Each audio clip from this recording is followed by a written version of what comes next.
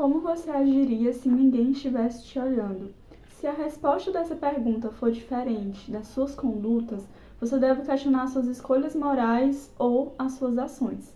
Esse é o questionamento que traz a história do Anel de Giges. Para quem não conhece, essa analogia da história do Anel de Giges é uma analogia de Platão, que narra a história de um homem que ele era visto na sociedade como um homem bom, como um homem correto. Só que aí acontece que ele descobre um anel. Ao usar esse anel, ele se torna invisível. Mas ao se tornar invisível, ele começa a tomar ações diferentes. Ele começa a querer matar pessoas, a fazer todo tipo de atrocidade. E isso faz com que ele não seja mais aquele homem correto. Mas assim, para as pessoas ele pode aparentar ser correto, mas na verdade para ele mesmo, quando ninguém está vendo, ele toma péssimas decisões. Mas muitas vezes nós escolhemos caminhos nas nossas vidas que são muito parecidos com esse caminho desse homem, porque nós só queremos ser bons à luz dos outros. Muitas vezes as nossas escolhas elas seriam diferentes se ninguém estivesse olhando. Mas aí entra o questionamento, qual é a sua base moral? A fazer escolhas para ter uma vida saudável, uma vida produtiva, muitas pessoas fazem essas escolhas por conta de aparências, por conta de os outros irão me ver sendo daquela forma, as pessoas irão me ver comendo tal coisa, vão me ver indo para academia, as pessoas vão ver o meu shape, as pessoas vão ver e vão ver e vão ver e vão ver. Só que isso por si só não se basta. Uma virtude, ela não é pautada nas aparências. Muito pelo contrário, a virtude é justamente aquilo que você faz quando ninguém está olhando. E uma decisão, ela não é boa por si só, mas também depende da intenção e da constância. Uma decisão por si só, ela não entra no âmbito de ser boa ou ruim, mas tudo depende das circunstâncias e do porquê você faz aquilo. Porque muitas vezes você toma uma decisão que parece ser boa, né? Um hábito saudável por si só é neutro. É algo que você pode fazer, que não machuca ninguém, mas por si só não tem virtude. Porque a virtude ela não está nas coisas, está nas pessoas. E quando você acaba decidindo fazer as coisas por conta das aparências, isso perde o sentido. O que você faria se ninguém estivesse vendo? Quando você entende que uma vida virtuosa ela é boa por si só, você fazer as coisas o certo pelo certo, você tomar boas decisões que vão edificar a você mesma, que vão edificar a sua alma, você tomar decisões que vão trazer uma vida melhor para você, não por conta do que os outros verão, mas por conta de algo que por si só te faz bem, como por exemplo, acordar cedo, porque aquilo vai te mover a uma constância, aquilo vai te mover a uma disciplina e vai te mover a uma virtude quando você usa aquilo de uma maneira boa.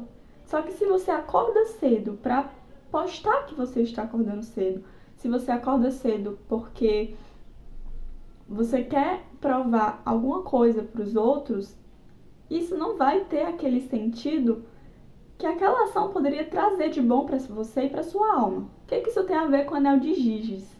É porque, às vezes, uma pessoa, a visão dos outros, é uma pessoa correta, é uma pessoa justa, é uma pessoa exemplo. Mas a partir do momento que os outros não estão vendo, essa pessoa muda. A partir do momento que os outros não estão vendo, ela não tem mais aquela força de vontade de cumprir as coisas. Só que na nossa vida a gente sempre tem que buscar fazer aquilo que é certo por Deus, fazer aquilo que é certo por um sentido além de nós mesmos. Porque a partir do momento que você consegue algum tipo de anel de invisibilidade, seja uma vida em que você toma decisões sem o peso do julgamento. Se você tomasse uma decisão sem o peso do julgamento, o que você faria? Você escolheria coisas boas, você escolheria uma vida virtuosa, uma vida com valores, ou você escolheria uma vida libertina? Porque se sua decisão é escolher uma vida libertina quando ninguém está vendo, você não está buscando, de fato, uma vida virtuosa pelo sentido dela por si própria. Aristóteles vê a virtude como um meio de felicidade. E a virtude, a ordem, ela nos leva a Deus. Uma vida virtuosa, ela vai ter, de um jeito ou outro, o fim último de Deus. Você pode se perder no meio do caminho e não buscar a Deus. Mas se você continuar buscando virtudes, se você continuar buscando sempre uma ordem, você vai chegar a Deus, porque não existe você não chegar a Deus buscando a verdade. Mas o que eu tô querendo dizer com isso é que, para uma pessoa que busca a Deus, não há como ela viver uma vida diferente daquilo que seja a ordem. E para uma pessoa que acredita em Deus, não existe isso de usar o anel de Giges, porque a todo momento estamos sendo vigiados. Então todas as nossas ações, elas são vistas. Então você não age porque os outros estão vendo, você não age por conta de aparências, você age tentando buscar sempre esse sumo bem. E se você não busca agir dessa forma, buscando sempre o melhor, buscando sempre a virtude, buscando sempre o amor a Deus, buscando sempre a oração e buscando sempre em tudo usar como situação para buscar o céu, você está vivendo como se não tivesse de fato sendo vigiado.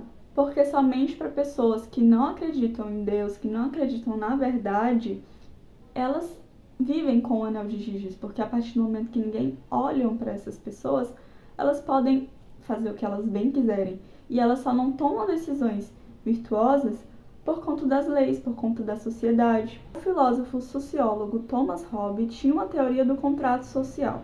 O que é essa teoria do contrato social? É de que também, segundo ele, o homem é o lobo do homem. O homem, ele está fadado a se autodestruir, a destruir o outro, porque o homem, ele é inclinado ao mal. Essa teoria tem a ideia de que a única coisa que limita o homem a escolher coisas ruins são as leis da sociedade, que dizem que não podem matar, que não pode roubar e não pode fazer um monte de coisa. Mas a partir do momento que não existam essas leis, não tem como a sociedade viver. Por quê? Sem leis, as pessoas vivem muitas vezes como animais. Mas assim, gente, isso se adequa a pessoas que não vivem como se Deus existisse. A pessoas que não vivem buscando uma ordem, que não vivem fazendo boas escolhas segundo uma moral. Pessoas que não têm moral, de fato, vivem como animais. Pessoas que tomariam decisões ruins se não tivesse essas leis sociais, são pessoas que vivem como Giges. Vivem com esse anel que é o anel da vigilância. Mas a partir do momento que elas tiram esse anel, que elas viram esse anel, porque Giges só virava, né? Vou contar outro caso, mas Giges só virava. A partir do momento que elas viram esse anel, acontece que elas não estão sendo vigiadas, então elas tomam coisas e decisões ruins. Mas se você não entende que bons hábitos e decisões boas, elas levam a uma vida virtuosa, elas levam a algo bom. Essas coisas levam a uma felicidade, segundo Aristóteles, e levam a uma ordem.